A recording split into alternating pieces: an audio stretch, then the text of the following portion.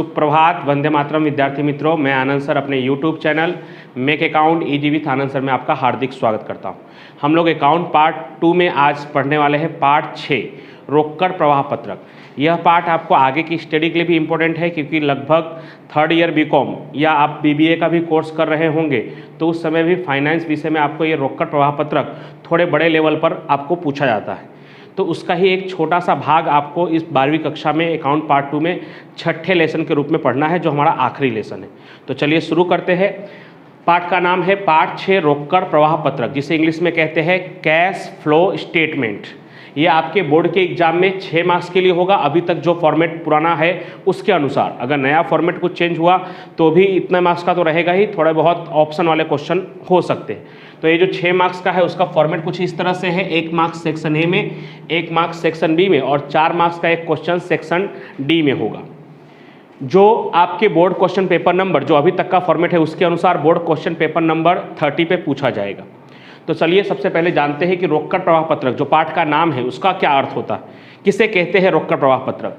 तो उसका अर्थ मैंने यहाँ पे लिखा है, कंपनी की रोकड़ आवक और जावक को दर्शाने वाले पत्रक को रोकड़ प्रवाह पत्रक कहते हैं।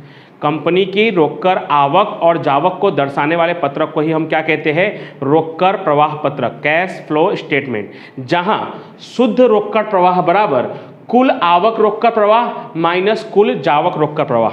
अगर आपको शुद्ध रोकड़ प्रवाह चाहिए तो कंपनी की जो कुल आवक रोकड़ प्रवाह है, यानी जितना भी कंपनी के पास रोकड़ आया है उसमें से कुल जावक रोकड़ प्रवाह, जितना भी कंपनी के पास से रोकड़ गया है वो आपको माइनस करना होगा, और माइनस करने के बाद आपको मिलेगा शुद्ध रोकड़ प्रवाह। अब वो शुद्ध आवक रोकड़ प्रवाह मिला है कि शुद्ध जावक रोकड़ प्रवाह मिला है वो तो करने के बाद मालूम पड़ेगा। अगर प्लस में आ रहा होगा तो शुद्ध आवक रोकड़ प्रवाह कहलाएगा, मतलब आवक ज़्यादा होगा और जावक कम होगा। अगर माइनस में आ रहा होगा तो वो शुद्ध जावक रोकड़ प्रवाह कहलाएगा, और उसका मतलब ये हुआ कि आवक कम होगा, कंपनी का रोकड़ की आवक कम होगी और रोकड़ की आवक जावक जो है वो ज़्यादा हुई होगी। तो ये हो गया आपका रोकड़ प्रवाह पत्रक का अर्थ और शुद्ध रोकड़ प्रवाह का मतलब।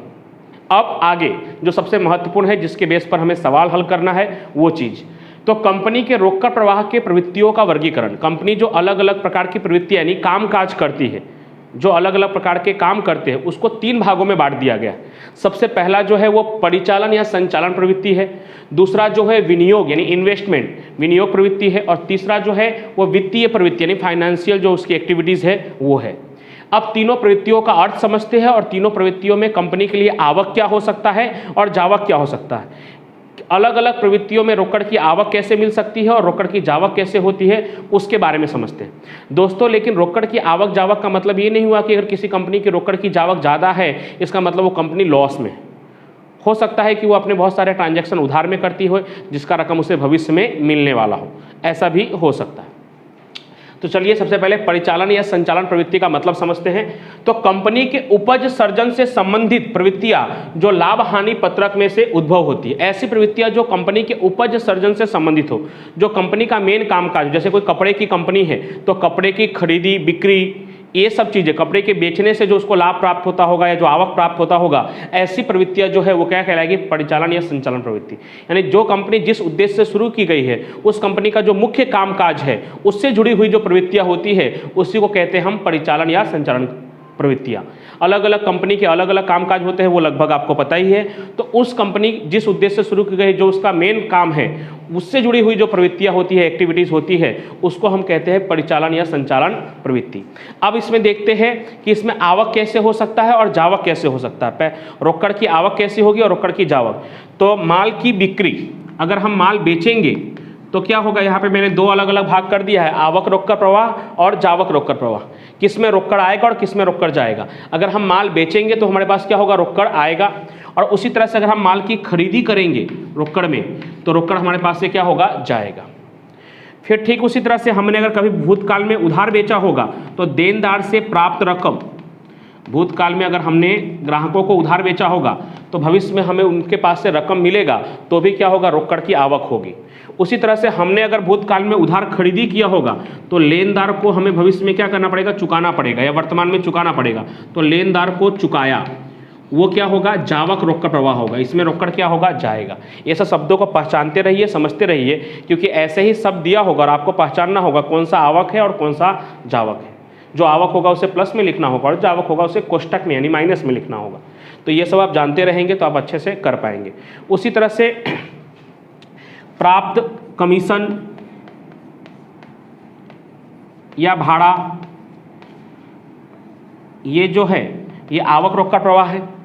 और धंधा के लिए, धंधा को चलाने के लिए जो अलग अलग प्रकार के खर्च है, अगर भाड़ा हमने चुकाया होगा, भाड़ा चुकाया, कमीशन दिया, या और भी छोटे मोटे खर्च हैं, वो खर्चों को अगर हमने चुकाया होगा, ऐसे खर्च जो रोकड़ में चुकाए जा सकते हो, जैसे कि घिसाई कैसा खर्च है, बिन रोकड़। घिसाई परिचालन प्रवृत्ति है लेकिन उसमें रोकड़ जाता नहीं है। घिसाई के लिए आप रोजनामचा भी कैसे लिखते हो, घिसाई खाता उधार संपत्ति खाते का। जैसे यंत्र का घिसाई है तो घिसाई खाता उधार यंत्र खाते का। कभी आप ऐसा नहीं लिखते कि घिसाई खाता उधार रोकड़ खाते का। जबकि मजदूरी का चुकाया हो, वेतन का चुकाया हो, तो आप क्या लिखते हो, रोकड़ जाता है मतलब मजदूरी खाता उधार या वेतन खाता उधार रोकड़ खाते जमा। तो वैसा भी कोई खर्च चुकाया होगा तो मैं यहाँ लिख दे रहा हूँ, खर्च चुकाया। अलग अलग खर्चों के नाम लिखने जाएंगे तो बहुत ज़्यादा हो जाएगा, इसके लिए मैंने लिख दिया है खर्च चुकाया। वेतन चुकाया, मजदूरी चुकाया, उत्पादक मजदूरी के चुकाए, लाड़ी भाड़ा के चुकाए, तो ये सब जावक रोकड़ प्रवाह होगा। हर जगह पे आवक में थोड़ा कम ही होगा, जावक में थोड़ा ज़्यादा होगा। अब विनियोग प्रवृत्ति की बात करते हैं। आज हम नॉर्मली सबका सिर्फ अर्थ और उदाहरण देख रहे हैं। तो विनियोग प्रवृत्ति में क्या बताया है, तो गैर चालू संपत्ति या गैर चालू विनियोग के खरीदी बिक्री से संबंधित जो प्रवृत्तियां है उसे हम विनियोग प्रवृत्ति कहते हैं। जो प्रवृत्तियां गैर चालू संपत्ति या गैर चालू विनियोग से जुड़ा हुआ है, उसके खरीदी बिक्री से जुड़ा हुआ है, उसे हम क्या कहते हैं, विनियोग प्रवृत्ति। अब इतना तो नॉर्मली आप भी बता लेंगे कि अगर हम संपत्ति को बेचेंगे तो रोकड़ आएगा कि जाएगा, तो रोकड़ आएगा। उसी तरह से अगर हम संपत्ति को खरीदेंगे तो रोकड़ क्या होगा, जाएगा। तो बस यहाँ पे एक ही उदाहरण आपको लिख लेना है, गैर चालू संपत्ति या गैर चालू विनियोग का विक्रय, गैर चालू विनियोग का विक्रय, ये क्या कहलाएगा, आवक रोकड़ प्रवाह कहलाएगा। अब आपको लग रहा है कि तो एक ही उदाहरण लिखवाया सर ने, अब इसमें हम करने जाए तो इसमें 10 उदाहरण हो जाएगा। मकान बेचा, जमीन बेचा, यंत्र बेचा, ख्याति बेचा, पेटेंट बेचा, ऐसे बहुत सारे उदाहरण हो जाएंगे। विनियोग बेचा, एक्स लिमिटेड के विनियोग बेचे, वाई लिमिटेड के विनियोग बेचे, तो ऐसे बहुत सारे हो जाएंगे। इसलिए शॉर्टकट में बताया है किसी भी गैर चालू संपत्ति या गैर चालू विनियोग को अगर हम बेचेंगे तो संपत्ति तो जाएगा हमारे पास से, लेकिन हम संपत्ति की बात नहीं कर रहे कि संपत्ति जाएगा कि आएगा, हम रोकड़ की बात कर रहे हैं कि रोकड़ आएगा कि जाएगा। तो किसी भी संपत्ति या विनियोग को बेचेंगे तो रोकड़ हमारे पास आएगा, इसलिए वो क्या कहलाएगा, आवक रोकड़ प्रवाह कहलाएगा। उसी के साथ साथ प्राप्त डिविडेंड, प्राप्त डिविडेंड या विनियोग का ब्याज, विनियोग का ब्याज, ये क्या कहलाएगा, आवक रोकड़ प्रवाह कहलाएगा। क्योंकि अगर हम विनियोग की खरीदी करेंगे, विनियोग करेंगे मतलब इन्वेस्टमेंट करेंगे, तो ब्याज हमें मिलेगा, डिविडेंड हमें मिलेगा, तो वो क्या कहलाएगा, आवक रोकड़ प्रवाह। अब इस तरफ जावक में क्या हो सकता है, गैर चालू संपत्ति या विनियोग की खरीदी, या कभी कभी चुकाया शब्द भी लिखा होता है, ख्याति के चुकाए, पेटेंट के चुकाए, तो भी चलेगा, इसका मतलब भी खरीदी ही हो गया। तो क्या होगा, जावक रोकड़ प्रवाह। अब बच्चे थोड़ा यहाँ पे हल्का सा कंफ्यूज इस बात पे भी होते हैं कि वो सोचते हैं कि यहाँ पे सर ने लिखा है कि प्राप्त डिविडेंड या विनियोग का ब्याज मिला, वहाँ पे लिखा होगा डिविडेंड चुकाया, ब्याज चुकाया, तो जावक। नहीं, ऐसा हो ही नहीं सकता। विनियोग प्रवृत्ति में कभी भी जावक रोकड़ प्रवाह में ब्याज चुकाया, डिविडेंड चुकाया की बारी आएगी ही नहीं, क्योंकि विनियोग कौन कर रहा है, हम कर रहा है। अब हम ही किसी को पैसे विनियोग कर रहे हैं मतलब दे रहे हैं, और ब्याज भी हम ही चुकाए, ऐसा पॉसिबल नहीं है। इसलिए इसमें हमेशा प्राप्त डिविडेंड और विनियोग का ब्याज हमेशा हमें मिलेगा, और वो जो वित्तीय प्रवृत्ति है उसमें हमें कभी नहीं मिलेगा, उसमें हमेशा हमें चुकाना पड़ेगा। क्योंकि वहाँ पे क्या लिखा हुआ है वो हम परिभाषा में देखेंगे तभी हमें मालूम पड़ेगा। तो तीसरी प्रवृत्ति है वित्तीय प्रवृत्ति, उसमें क्या लिखा है, मालिकी फंड। मालिकी फंड का मतलब आपको मैंने पार्ट 5 में बताया हुआ है, शेयर पूंजी। शेयर पूंजी में भी 2 प्रकार के, इक्विटी शेयर, प्रेफरेंस शेयर, तो उससे जुड़ा हुआ जो है वो क्या कहलाता है, मालिकी फंड। और गैर चालू दायित्व, अलग अलग प्रकार के दायित्वों का समावेश होता है, और साथ ही साथ में चालू दायित्व का समावेश इसमें नहीं किया गया, लेकिन एक बीओडी जो चालू दायित्व के अंतर्गत आता है उसका समावेश इसमें किया गया है। तो क्या लिखा हुआ है, मालिकी फंड और गैर चालू दायित्व तथा बीओडी से संबंधित जो प्रवृत्तियां है उसको हम वित्तीय प्रवृत्ति कहते हैं। अब इसमें आवक और जावक की अगर हम बात करें तो शेयर प्रकाशित करना, शेयर प्रकाशित करना, अगर हम शेयर प्रकाशित करेंगे या कंपनी शेयर प्रकाशित करेगी तो क्या होगा, कंपनी के पास पैसा आएगा। शेयर के अलावा कंपनी और क्या प्रकाशित करती है, डिवेंचर। अब शेयर में भी दो प्रकार के शेयर होते हैं, इक्विटी शेयर और प्रेफरेंस शेयर। तो कुछ भी प्रकाशित करेगी तो कंपनी के पास क्या होगा, रोकड़ आएगा। रोकड़ की जरूरत को पूरा करने के लिए ही कंपनी इक्विटी शेयर और प्रेफरेंस शेयर प्रकाशित करती है। तो वो मालिकी की पूंजी कहलाती है, कंपनी की खुद की पूंजी कहलाती है। और अगर उतने से भी पर्याप्त राशि उसको नहीं मिल पाता है तो कंपनी क्या करती है, डिवेंचर प्रकाशित करती है। तो डिवेंचर प्रकाशित करेगी तो भी उसके पास रोकड़ आएगा। तो डिवेंचर प्रकाशित करना। उसके अलावा और क्या हो सकता है, तो लोन ली लोन। अगर बैंक के पास से या किसी लेनदार के पास से अगर लोन लिया होगा तो भी क्या होगा, रोकड़ आएगा। भले कर्ज का ही पैसा आएगा लेकिन रोकड़ आएगा। कर्ज का भी आएगा तो भी कहलाएगा तो आवक रोकड़ प्रवाही, क्योंकि कंपनी के पास रोकड़ आया।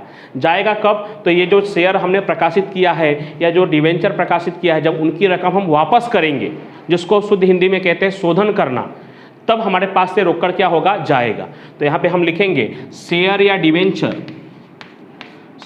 डिवेंचर की रकम। ऐसे मोस्ट ऑफली इक्विटी शेयर की रकम वापस करने की जरूरत नहीं होती, लेकिन प्रेफरेंस शेयर और डिवेंचर की रकम कुछ निश्चित समय के बाद हमें यानी कंपनी को वापस करना पड़ता है। तो शेयर या डिवेंचर की रकम वापस करें, वापस करना या शोधन करना, शोधन करें तो उस समय क्या होगा, कंपनी के पास से रोकड़ जाएगा, इसलिए वो क्या कहलाएगा, जावक रोकड़ प्रवाह।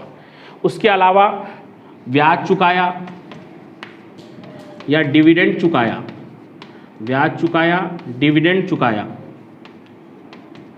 ये भी क्या कहलाएगा, जावक रोकड़ प्रवाह कहलाएगा। ठीक है, तो आज आप लोगों ने क्या क्या सीखा कि कंपनी के रोकड़ प्रवाह पत्रक किसे कहते हैं, जहां पर शुद्ध रोकड़ प्रवाह का क्या मतलब होता है, कंपनी के रोकड़ प्रवाह के प्रवृत्तियों का वर्गीकरण कितने प्रकार से किया गया है, और उसके अलग अलग जो वर्गीकरण है, परिचालन प्रवृत्ति, विनियोग प्रवृत्ति और वित्तीय प्रवृत्ति, इन तीनों प्रवृत्तियों का अर्थ कि किसे हम कहते हैं परिचालन प्रवृत्ति, किसे हम विनियोग प्रवृत्ति कहते हैं और किसे हम वित्तीय प्रवृत्ति कहते हैं, और सबके आवक रोकड़ प्रवाह और जावक रोकड़ प्रवाह का उदाहरण हमने देखा।